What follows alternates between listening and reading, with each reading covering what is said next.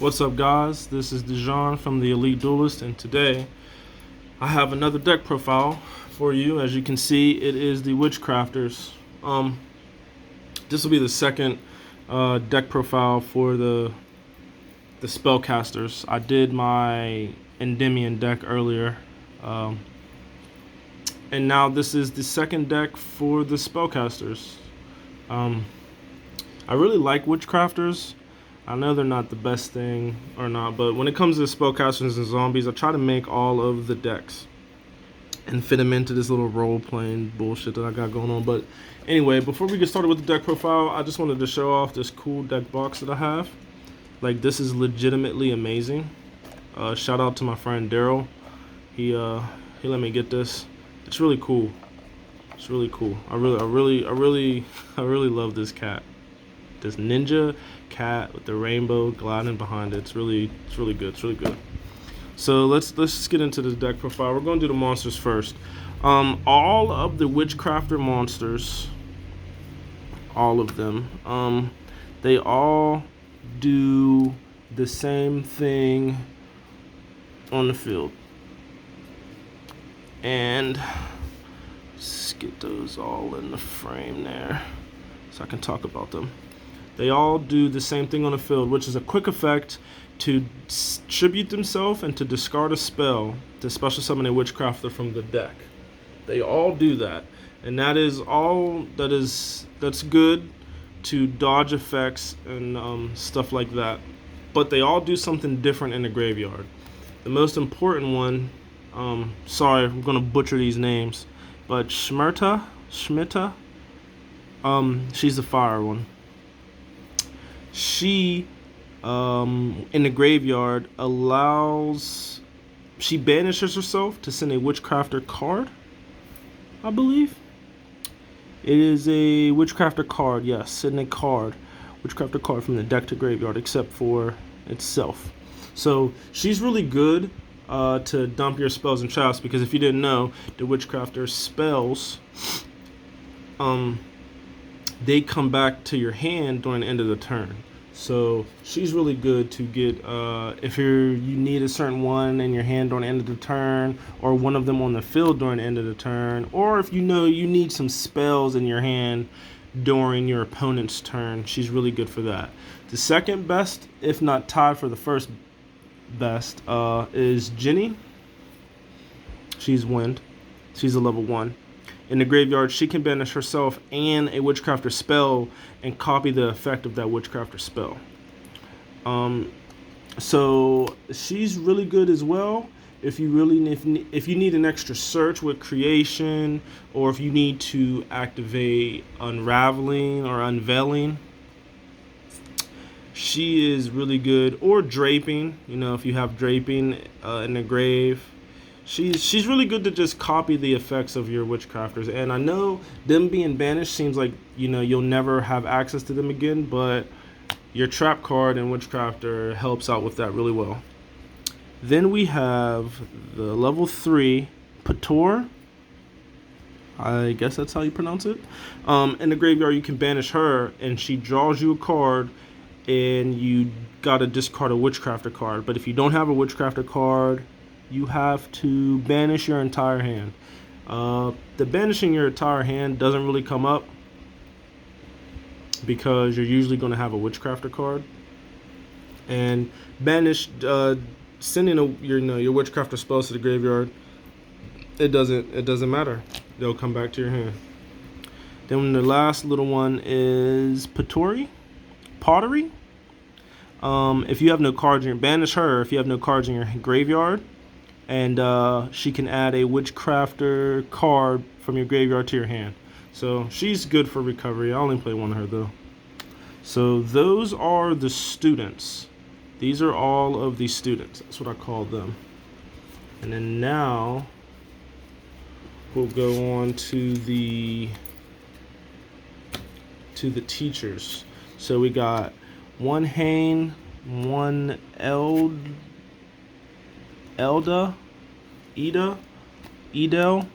whatever her name is, and then Vere.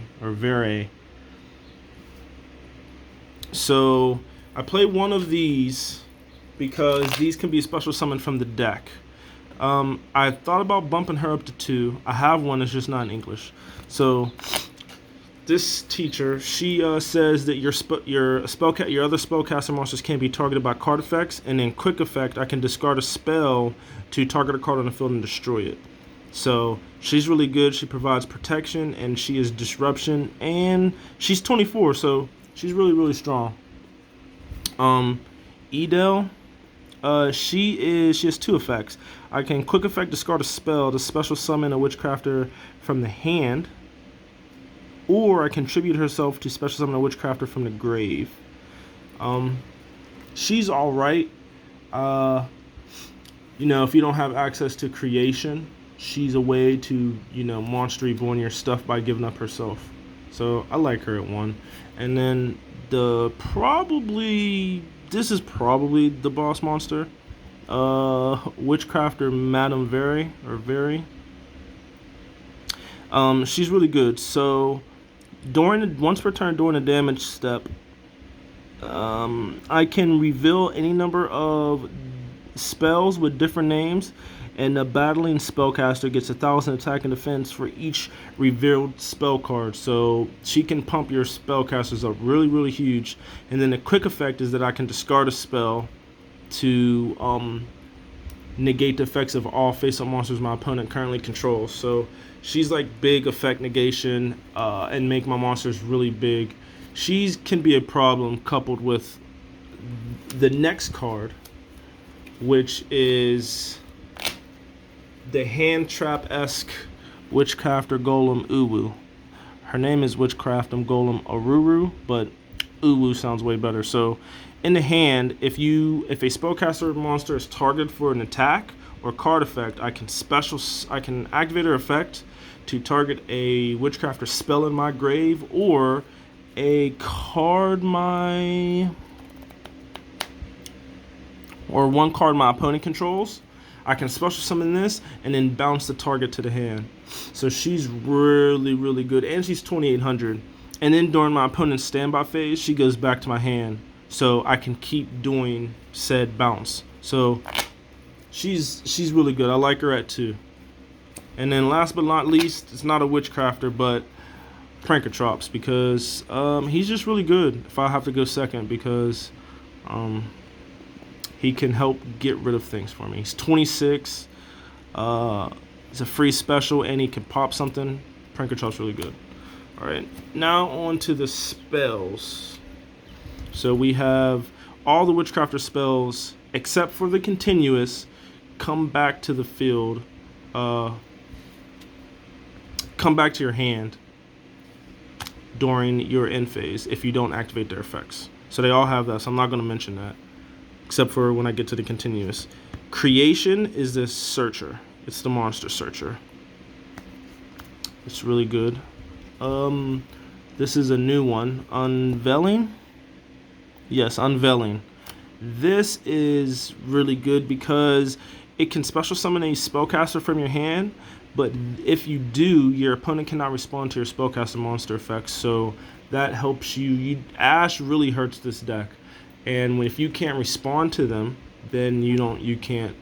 I get to play. I get to play the game with this card, which is really nice. Then there's Holiday, which is the Monster Reborn.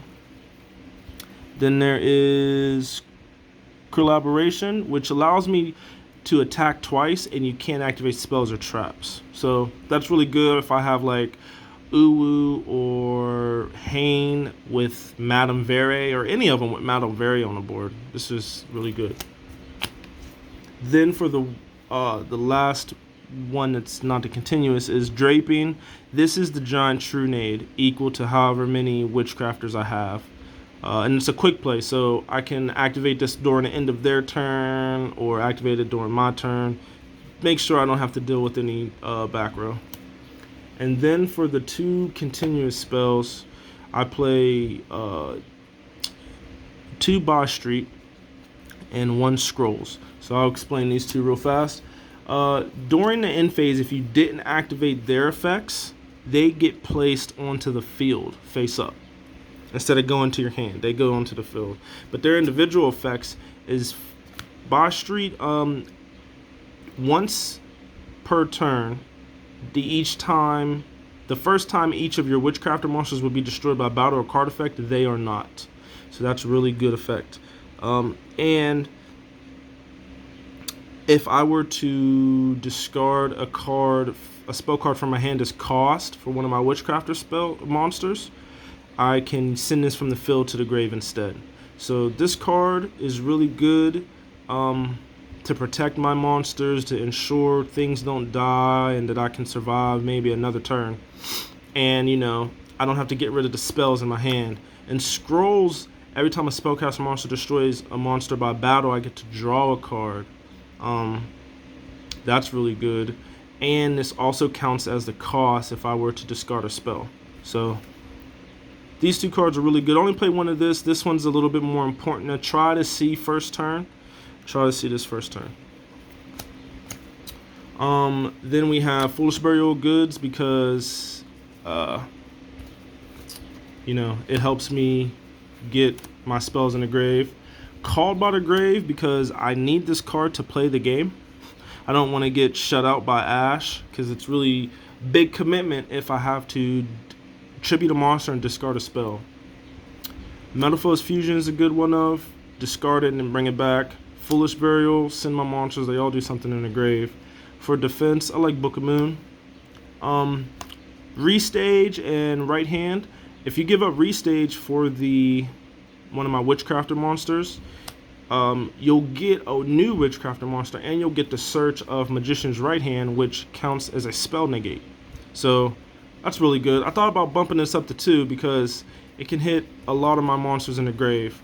But I'm using their graveyard effects a lot, so maybe not. I'm gonna try to test this to bump it up, see what ratio I like. Then we got the One Reasoning. Like I said before, the spell cards come back to your hand during the end phase, and all your monsters have graveyard effects. And they all range different levels, so it's kind of hard to pick which level you want to do for Reasoning. And that is the end of the spell cards. And then the only 2 traps I play are Patronus. This is a really good trap. It's a continuous trap that says I can target one of my spellcaster monsters that is banished or in the graveyard. Shuffle into the deck, and if I do, add 1 Witchcrafter spell card from my deck to my hand.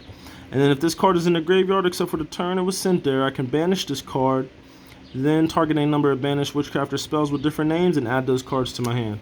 So when I banish my Witchcrafter monsters for their effects, I can recycle them back to give me a spell card. And if this card ever gets sent to the grave, any of my banished Witchcrafter spells that Jenny might have banished or however else they got there, I can recover these back. So this is also a really, really good card. I had it at 3. Thought it was cloggy at 3, seen it too much, but I think 2 is the right number. And that is it. That is it. There's no extra deck. Witchcrafters don't have any extra deck creatures yet. They don't have a link, so there's no extra deck to show you guys. But I do hope you enjoyed this deck profile and this awesome deck box. Stay tuned for more spellcaster deck profiles coming from me.